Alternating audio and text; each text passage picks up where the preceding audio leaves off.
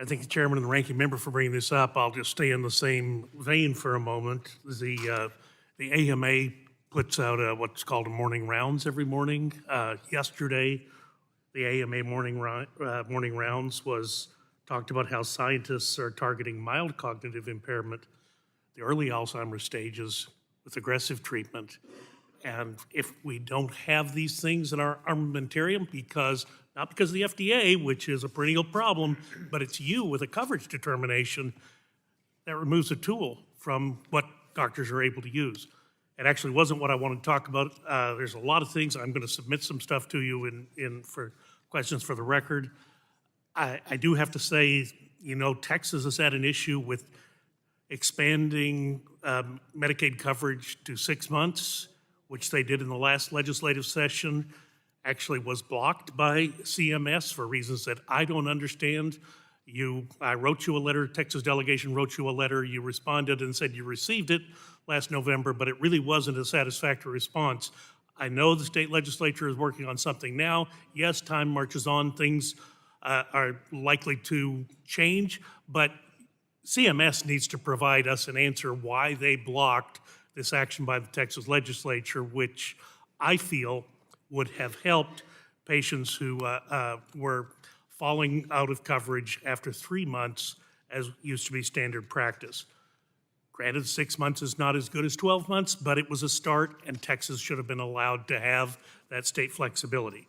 Now, what I really want to talk about is the bill that does away with the prohibition in Medicare physician-owned hospitals. And we've talked about this a lot in this committee. It is just fundamentally wrong that because of an academic degree that I have, I am not able to engage in a lawful practice in this country. And yet, you brought up in your testimony that consolidation in healthcare allows hospitals to own doctors. This is nuts. Hospitals can own doctors, but doctors can't own hospitals. Why is that okay? So I do have a number of statements for the record. I've got a study that I want to submit for the record, Mr. Chairman, without objections awarded. So let me just ask you, are you doing an analysis with this consolidation rulemaking that you're working on, or anything in the CMMI model development, are you looking at removal of this prohibition on physician-owned hospitals? Thank you for the question. We need to follow the statute, which sets out what the requirements are, and when in terms of physician-owned hospitals, which we are doing so, and in terms of consolidation, our focus and our authority is around transparency, and that is why we've been working very hard to make it clear where we have ownership in nursing homes, hospitals, hospice, home health. That is where our authority lies.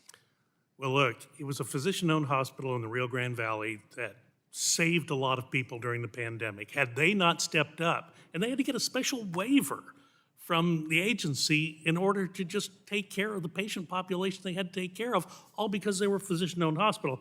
So I'm just simply going to ask, will you commit to work with me on this bipartisan issue to ensure CMS examines the considerations in the rulemaking process? I would be happy to work with you. And let me further ask, CMS in its recent inpatient prospective payment system proposed rule, you narrowed the opportunity for physician-owned hospitals to expand, raising barriers to entry and increasing costs. Will you work with me on that? I would absolutely work with you. It's in notice and comment, and happy to work with you on it. Are you aware of a working paper co-authored by Department of Justice and Federal Trade Commission staff addressing hospital competition and restrictions on physician-owned hospitals? I am definitely aware that DOJ is working on hospital consolidation. So the Biden executive order notes the need for improved labor market competition. This working paper notes that repealing the ban on physician-owned hospitals will increase labor market competition. Do you agree with that? I'd have to review the document. Thank you. And we will make sure you have it available. Look, we talk about access, and particularly rural access. Physician-owned hospitals is a way to rapidly provide that access.